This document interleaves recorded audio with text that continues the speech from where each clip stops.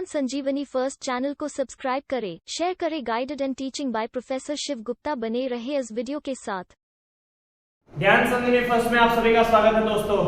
आज का जो वीडियो है, आज के वीडियो के अंदर मैं रेशियो एनालिसिस चैप्टर के बारे में बताऊंगा। रेशियो एनालिसिस चैप्टर में से इसके लास्ट वीडियो में मैंने उसके थियोरेटिकल पॉइंट्स बताए थे, उसे 4 पार्ट में डिवाइड किए गए। 4 पॉइंट पर 4 बेसिस पर रेशियोज थे, उन सभी के नाम्स मैंने आपको दिए थे। अब उन्हीं के टॉपिक्स पर मैं आपको फॉर्मूलाज बताऊंगा, तो फॉर्मूला नोट किया और ध्यान दीजिएगा। हमारा जो नेक्स्ट टॉपिक है वो है फॉर्मूला। तो सबसे पहले मैं प्रॉफिटेबिलिटी रेशियोज के फॉर्मूला की ओर जाऊंगा।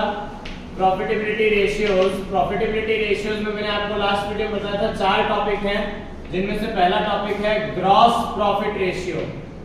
ग्रॉस प्रॉफिट रेशियो फ्रेंड्स, इसे याद करना बहुत आसान था। मैं इसे कैसे याद करेंगे वो मैं आपको बहुत ही सिंपल वे में बताता हूं। प्रॉफिटेबिलिटी, बिजनेस के प्रॉफिट को एनालाइज करने के लिए रेशियोज होते हैं। बिजनेस प्रॉफिटेबल है नहीं है, प्रॉफिटेबिलिटी का रेशियो क्या है, कितने परसेंटेज प्रॉफिट का रेट ऑफ रिटर्न जिसे हम कहते हैं आरओआई, रेट ऑफ रिटर्न कितने रेट पर है, इन सभी टॉपिक्स को ध्यान में रखते हुए प्रॉफिटेबिलिटी रेशियो फाइंड आउट किया जाता है। और किसी भी बिजनेस में बिजनेस का प्रॉफिट बिजनेस की सेल्स पर डिपेंड करता है, बिजनेस की सेल्स पर डिपेंड करता है। तो प्रॉफिटेबिलिटी के जितने भी रेशियो हैं वो हमारे बेस होते हैं बेस्ड ऑन नेट सेल्स या सेल्स की बात करो। बिजनेस में जितनी ज्यादा सेल्स होगी उतना ज्यादा प्रॉफिट होगा। बिजनेस में जितना ज्यादा सेल्स बढ़ता जाएगा उतना ज्यादा प्रॉफिट बढ़ता जाएगा। इसीलिए प्रॉफिटेबिलिटी के जितने भी रेशियोज हैं वो सेल्स पर डिपेंड करते हैं, सेल्स पर। तो अब एक चीज आपकी फिक्स हो जाती है बेस्ड ऑन सेल्स, इसीलिए इसका जो बेस बनेगा वो सेल्स का बनेगा, नेट सेल्स। प्रॉफिटेबिलिटी में 4 टॉपिक हैं, 4 के चारों टॉपिक में बेस जो होगा मींस डिनोमिनेटर जो होगा, डिनोमिनेटर में नेट सेल्स आएगा। चलो अब ऊपर की बात करें, न्यूमरेटर की बात करें तो न्यूमरेटर टॉपिक के ऊपर डिपेंड करता है। पहला टॉपिक मैंने लिया हुआ है gross profit ratio. Gross profit ratio का फॉर्मूला बनता है gross profit divided by net sales multiplied by 100। Multiplied by 100 करने का रीजन ये है कि ग्रॉस प्रॉफिट रेशियो परसेंटेज पे डिसाइड होता है, परसेंटेज, इसीलिए मल्टीप्लाइड बाय 100 किया जाता है। तो स्टूडेंट्स फॉर्मूला याद करने का तरीका कितना आसान है, देखिए। प्रॉफिटेबिलिटी के 4 रेशियोज मैंने बताए थे, 4 के चारों रेशियो बेस्ड ऑन सेल्स है, इसीलिए अपॉन में बेस में ऑलवेज क्या आएगा, सेल्स आएगा। तो ग्रॉस प्रॉफिट रेशियो का फॉर्मूला बनता है gross profit divided by net sales multiplied by 100।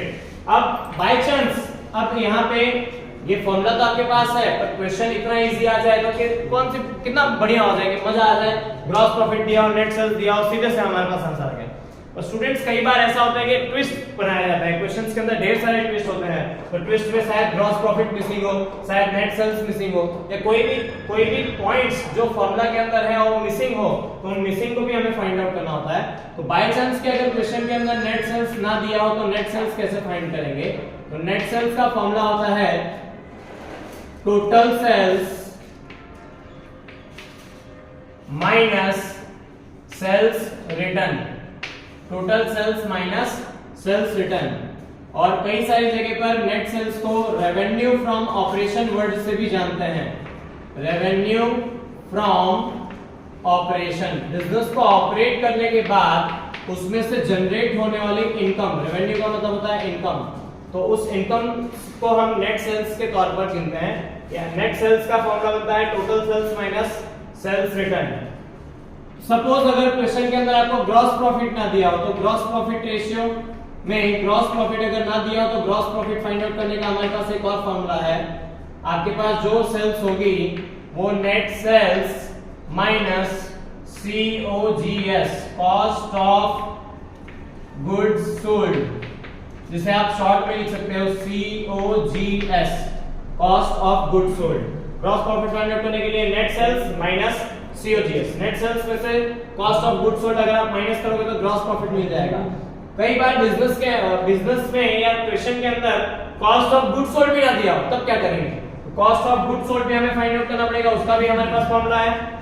तो कॉस्ट ऑफ गुड्स सोल्ड मतलब COGS इज इक्वल टू, पहले मैं शॉर्ट फॉर्मूला दे रहा हूं क्योंकि इसी के बेसिस पर फॉर्मूला बन सकता है। कॉस्ट ऑफ गुड्स सोल्ड यहाँ पे माइनस में है, इज इक्वल टू के सेट जाएगा तो प्लस में आ जाएगा COGS।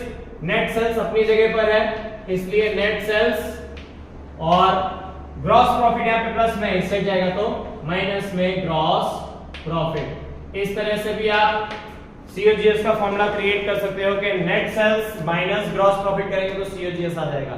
But gross profit ratio के अंदर ऑलरेडी ग्रॉस प्रॉफिट ना दिया हो और COGS भी ना दिया हो तो हम कैसे इस फॉर्मूला को फॉलो करेंगे? तो इसके लिए एक बड़ा फॉर्मूला दिया हुआ है COGS का।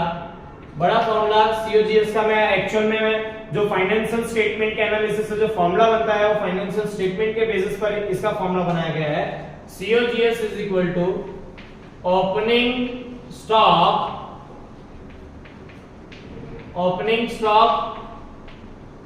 प्लस